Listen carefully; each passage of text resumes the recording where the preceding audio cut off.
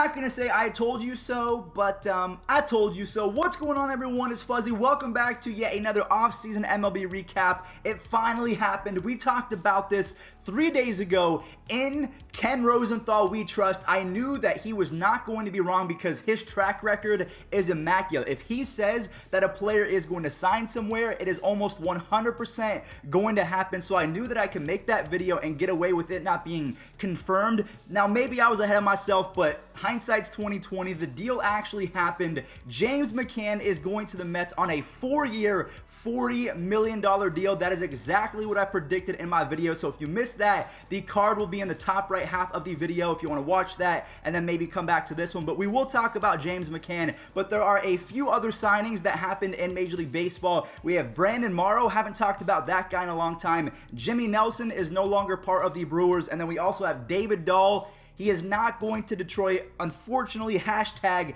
Dahl to Detroit did not work because they did not offer him anything. He even said that on Twitter. But without further ado, let's go ahead and talk about the deals that happened because they could prove to be pretty significant if they work out in the favor of that team. Because Brandon Morrow, he signed a minor league deal with the LA Dodgers, which is where he had a breakout season for the Dodgers back in 2017. And if you combine 2015, 2016, and 2017, he had a 2.04 ERA with an insane 2.8 FIP. 2.8 is ridiculous. So he's coming back from injury, and the Dodgers have a great track record of rehabbing pitchers and getting them back to a point where they can be a serviceable starter, aka Rich Hill. I almost brought up Scott Kazmir, but they got him at the back end of his career, and he really didn't have the best season. So Rich Hill is the best example that comes to mind. So 36-year-old Brandon Morrow, he is trying to make a comeback tour. I'm hoping that it happens because when I use him in MLB The Show, he is easily one of the most unhittable pitchers in the video game. That's just how my brain works. If he's nasty in the game, he's got to be even nastier in person, throwing 100 miles an hour with movement. No thank you. But the Dodgers, they were not done just yet. And also, I want to point out my hat. I got this for $10. What this year could have been, 2020 could have been one of the best years ever, but then COVID had to go and mess it up. This is a 2020 Dodgers All-Star Game hat. Now, I am going to be at the 2022 All-Star Game when it goes back to LA, but I don't remember where it's going to be for 2021. Let me know in the comment section down below. Anyways, I digress. The Dodgers were not done just yet. They also picked up Jimmy Nelson, who back in 2017 finished in 9th place in the Cy Young Award. But again, just like Brandon Morrow, he has been injury riddled and he has not been the same since 2017. But fortunately for him, he signed a minor league deal, so if he can go at his own pace, he can worry about getting healthy and then go from there. So it's not like he has to get healthy super fast and then be back to spring training and try and be Jimmy Nelson of the past. He can take his time, he can rehab with the Dodgers. They're really good at that, and I truly think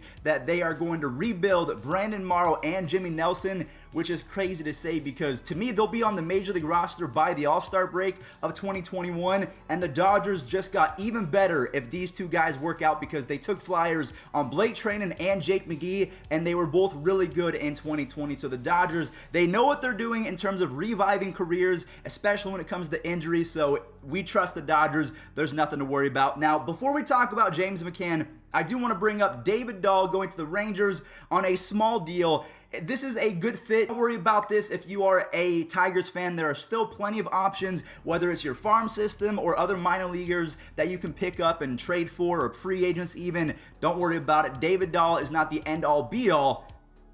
I'm a rapper. He goes to the Rangers, and I truly think he is going to be a good fit with Joey Gallo and whoever their left fielder is, Willie Calhoun. If Willie Calhoun is back and healthy after he was hit in the face, and ever since then he has not been the same hitter, if he's back to being 2019 or 2018 Willie Calhoun, watch out. That outfield can be disgusting with him. You have David Dahl now and Joey Gallo, who might be the best defender in right field in all of baseball, factoring in Mookie Betts and Aaron Judge. That's how good he is. But truly, David Dahl, again, we have to look at the Coors Field effect. Does it mean anything? Does it not? DJ LeMahieu and Matt Holliday are perfect examples that maybe Coors Field was their ceiling. Just kidding. They got even better after they left the Rockies. So don't really... I wouldn't say I'm criticizing David Dahl. I just gave a simple buyer's beware, but I still think that he rakes. It's just the split. Foolish Baseball educated me. Every single Rockies player has a bad home and away split. That is just the nature of playing in Colorado. So for me, David Dahl to the Rangers, it's going to be a good time for Texas fans, as evident by Matt Holliday going to the Cardinals. He was still really good. DJ LeMahieu going to the Yankees. He got even better. So let's go ahead and pump the brakes on the Coors Field effect. I'll go ahead and take the L on that. Now let's go ahead and bring up James McCann. Again, I talked about this in great length a few videos ago, but he did eventually sign a 4-year, $40 million deal with the Mets, and all of that money saved from not giving it to JT Realmuto, because JT was going to be at least 3 or 4 years worth $60 to $80 million. So they're going to be saving $10 to $15 million every single season just by signing James McCann. What does that mean? They now have extra money to give it to two big fishes. And if you think that this is saving them money, Robinson Cano getting banned also saves them money as well. So they have a plethora of dollars left. And also when you factor in Uncle Steve, I guess his nickname is not Daddy Steve or Daddy Cohen, whatever I said in the last video, apparently that's cringe. I thought it was my mistake. It is Uncle Steve.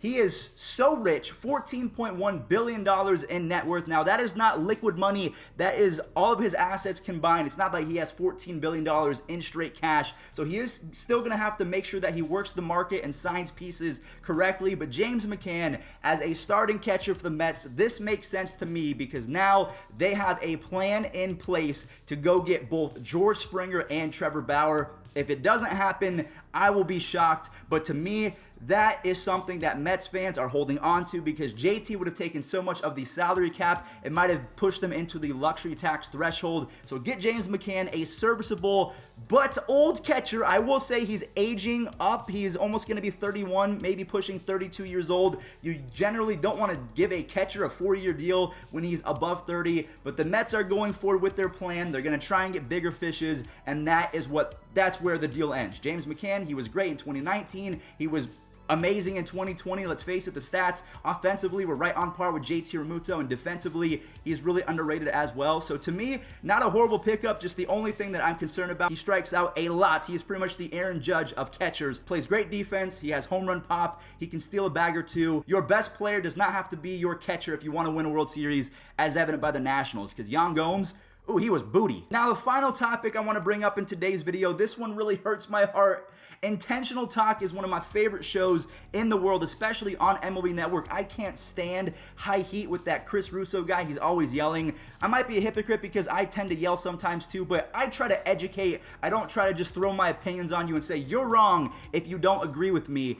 But unfortunately, Chris Rose of Intentional Talk is being booted from MLB Network because they cannot afford to pay him, or there's something with his salary. I don't know what it is, but he announced it on the MLB YouTube channel. And to me, this really sucks. And it's evident that MLB Network doesn't really have a future-proof plan, because Chris Rose is great for the game of baseball and MLB Network. I think that he is a net positive. So bring Chris Rose back. This really hurts. I'm not angry at MLB Network. I am sad that I will not be able to do this show anymore. It crushes my heart because I love doing this show, and we are so blessed to be able to come into your home and do this sort of stuff. So that's going to do it for today's video. Thank you all so much for watching. I really do appreciate it. Let me know in the comment section down below, what do you make of the minor league signings of Brandon Morrow and Jimmy Nelson going to the Dodgers? We had David Dahl going to the Rangers. Sad if you're a Tigers fan, very sad day. And last but not least, James McCann. The deal is done. 4 years, $40 million to the Mets. Now they can go get Trevor Bauer, George Springer, whoever they want, really. They have a full plate on their hands, and they are hungry hippos. That was a weird analogy, but hey, it worked out. Thank you guys for watching. Stay safe.